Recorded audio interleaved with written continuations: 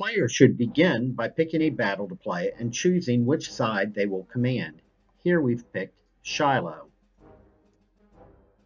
Next, lay out your board using the terrain tiles. We'll need 20 woods, 2 buildings, 9 all water tiles, a trench, pond, and orchard.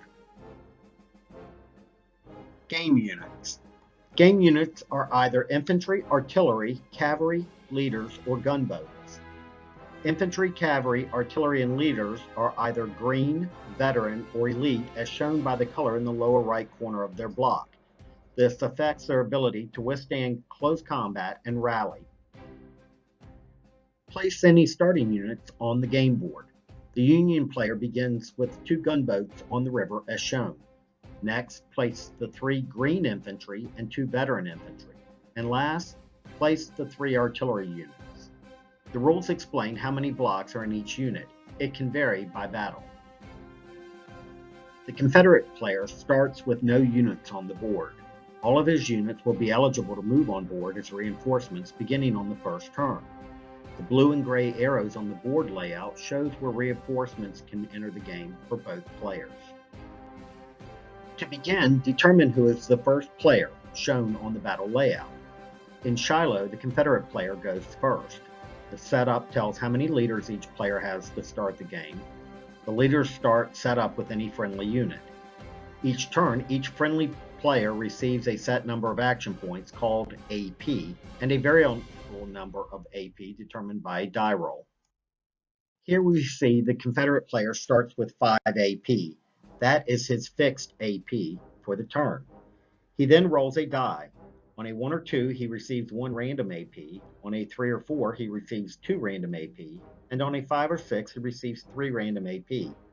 The random AP is added to his base AP. Confederate player rolls a 2, giving him 1 random AP, which is added to his base of 5 AP, giving a total of 6 AP for the first player turn. A player may use his AP to activate units to perform actions. Each action has a variable cost of either 1 or 2 AP.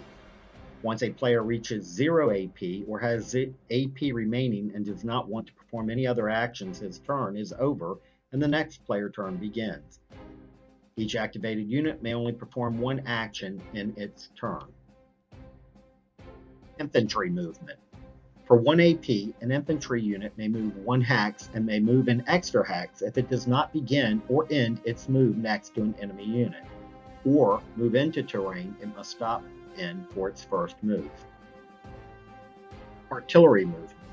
For 1 AP, an artillery unit may move 1 hex and may move an extra hex if it does not begin or end its move next to an enemy unit, or move into terrain it must stop for in its first move.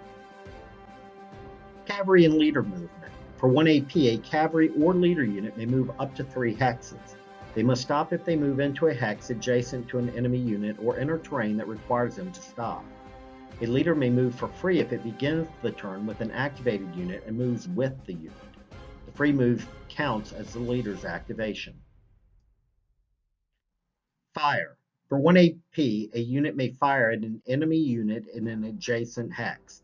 Infantry can fire up to 2 hexes away, and artillery may also fire at enemy units up to 3 hexes away, depending on line of sight. The number of dice rolled is based on the firing unit modified by the terrain the defending unit occupies. Fire. Infantry roll 3 dice in combat and score a hit on an opposing unit for each 5 or 6 rolled at range of 1, and on a die roll of 6 at range 2.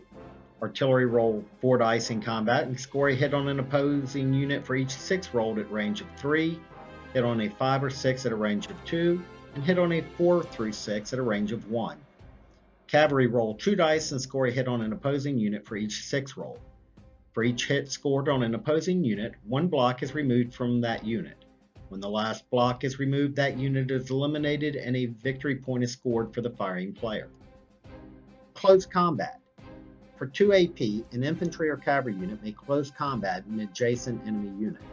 For close combat, roll 3 dice for infantry or 2 for cavalry units, plus close combat die.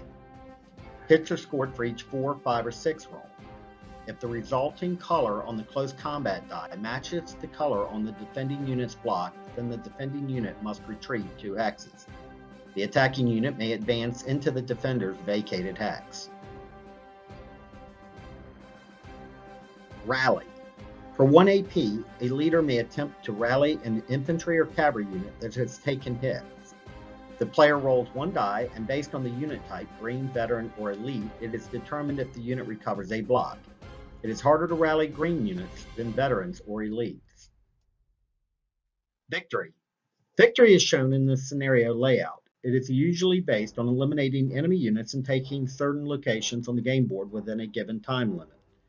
For Shiloh, the Confederate player must score 6 victory points, called VP, by turn 20.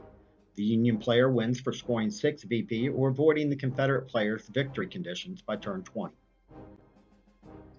There are optional rules for added firepower based on unit's experience level, green, veteran, or elite, as well as other battle possibilities.